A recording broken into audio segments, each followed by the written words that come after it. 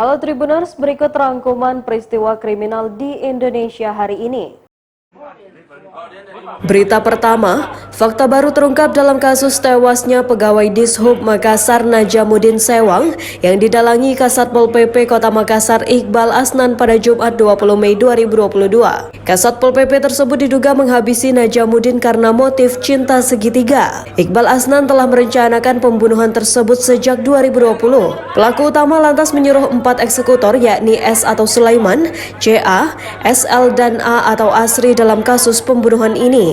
Dari hasil penyelidikan kepolisian, Iqbal Asnan menggunakan uang operasional Satpol PP untuk membayar para eksekutor. Artinya Iqbal Asnan diduga memakai uang negara untuk memuluskan rencana pembunuhannya. Fakta tersebut terkuak dari berita acara pemeriksaan yang diurai Polda Sulsel. Dalam BAP tersebut diketahui bahwa Iqbal Asnan menyerahkan uang 20 juta rupiah di ruang kerjanya kepada tersangka Asri yang merupakan ajudan pribadinya. Kepada Asri, Iqbal Asnan mengatakan bahwa uang tersebut adalah uang operasional Satpol PP. Uang itu diminta Iqbal agar Asri menyerahkan kepada Sulaiman, seorang anggota kepolisian. Kasat Reskrim Polrestabes Makassar AKBP Ronald T. Simanjuntak mengatakan total uang bayaran untuk membunuh korban yakni 200 juta rupiah.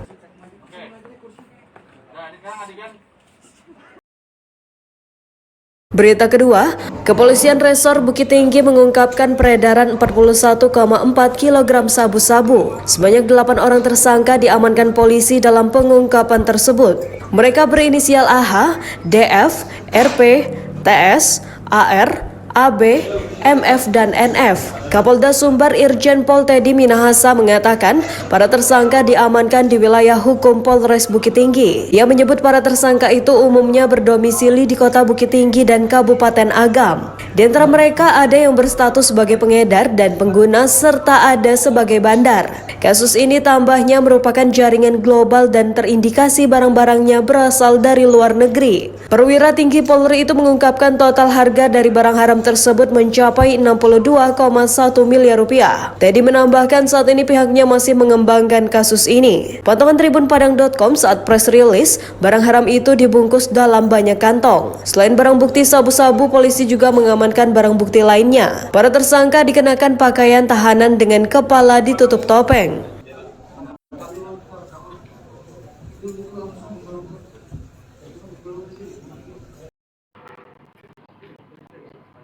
Berita ketiga, Satres Narkoba Polres Sarolangun mengamankan 3 orang pengedar narkoba jenis sabu-sabu dan ekstasi, serta 3 senjata api di Kecamatan Pauh, Kabupaten Sarolangun, Jambi. Kapolres Sarolangun AKBP Anggun Cahyono mengatakan, E dan SY merupakan sepasang suami istri diamankan di Kecamatan Pauh, merupakan bandar narkoba jenis sabu-sabu dan ekstasi. Berselang beberapa hari, personel Polres Sarolangun berhasil mengamankan saudara W dengan senjata 3 senjata api.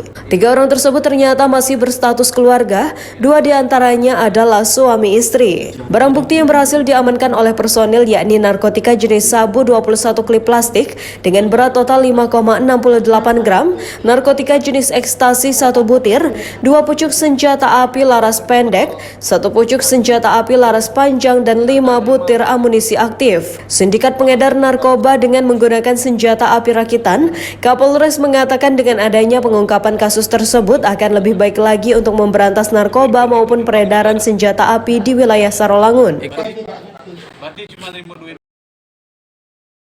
Berita keempat, kasus seorang anak tega membunuh ibu kandungnya sendiri terjadi di Kabupaten Kendal, Jawa Tengah. Dilakukan yang menjadi pelakunya bernama Sunarto, sementara korbannya Suratmi. Korban tercatat sebagai warga Korowelang Anyar, Kecamatan Cepiring, Kabupaten Kendal. Motif kasus ini, pelaku dan korban ribut soal harta warisan.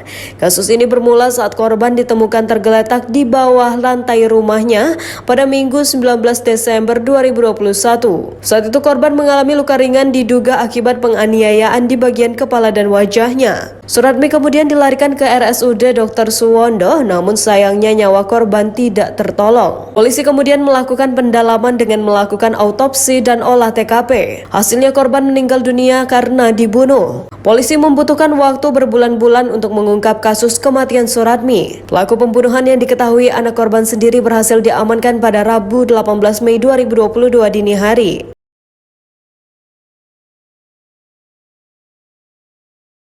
Demikian rangkuman peristiwa kriminal hari ini. Simak terus update berita terkini di YouTube dan Facebook Tribun Jambi.